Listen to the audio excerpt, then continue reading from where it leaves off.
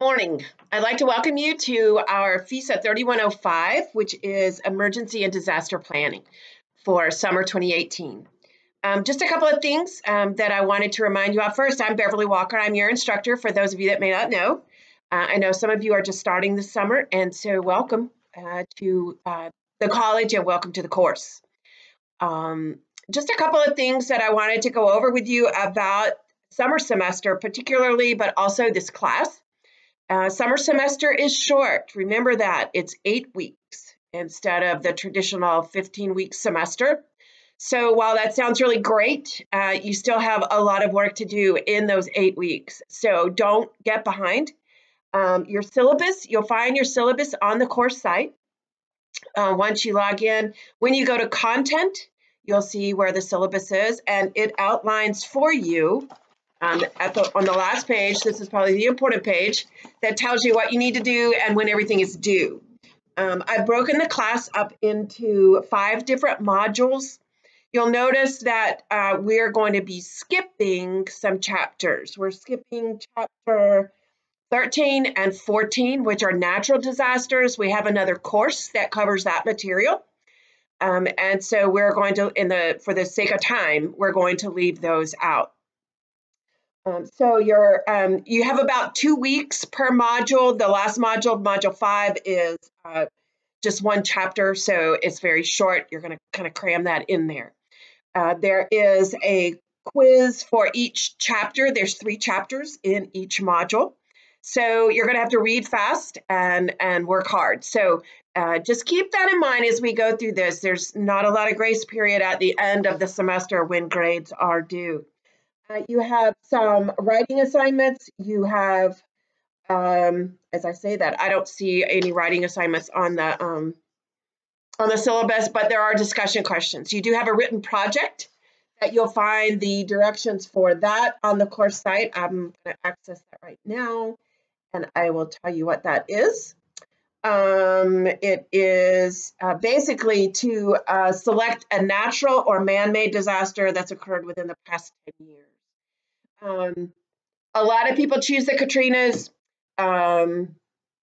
If you were involved in one, if you helped with one, in the past, I have had people that were perhaps deployed to other areas for a disaster. But it is it's going to be a case. It's involving a case study about the disaster itself, and then a critique of the response and recovery efforts by the local government, and then, of course, the federal government as well. Did they measure up? Did they not measure up? Kind of compare to some of the things that we're going to learn in the course that need to be done during a disaster, prior to a disaster, in preparation for a disaster, and just kind of give them, we're kind of, it's almost like an after-action review from somebody that wasn't there, if you weren't there. So that is what you'll find those instructions under the course site, under the content as well, on your written project instructions. I'm going to try to have a virtual class using the Zoom application. It's an online free web conferencing program. I want to try to do that sometime in July, towards the end of the semester, where we can share these, where we can share our projects. And then you will have a final exam. Something else I wanted to mention, and I don't have a whole lot of information about this, but there's going to be some changes, upgrades, updates to our learning management system, the Design to Learn, Georgia View Design to Learn, or D2L, as we call it.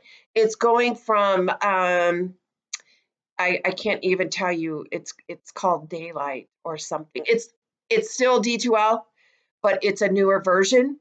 It will be, they're going to put it, make the changeover towards the end of May, and I'm making this video at the beginning of May. So things may look different. I can't tell you what it's going to be about. There are some videos that have been posted that I'm going to be watching, and I will post those to the course site as well. So be sure and look for those. I'll probably put some of those in the announcements so that you can maneuver your way through there. Hopefully there won't be a big problem with that. I don't think there's huge functional changes to it. But just be aware that if you're an existing student and you've used D2L in the past, it may look a little different in summer semester. And like I say, I will post some videos on the course site about that and how to kind of maneuver through there.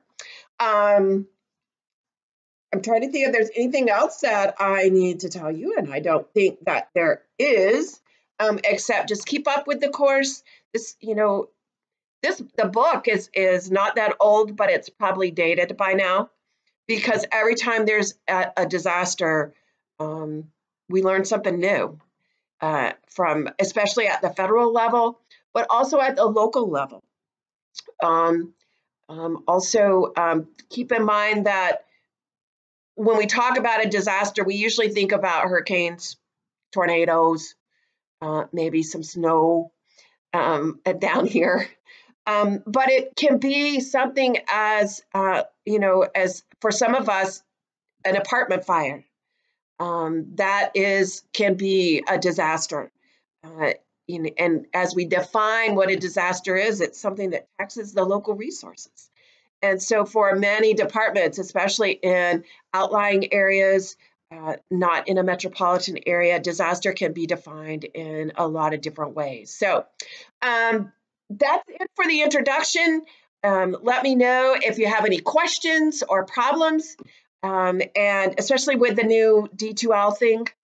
I'm a little nervous about that myself, but it'll be fine. We'll muddle through it together. But just my biggest thing is keep up to date.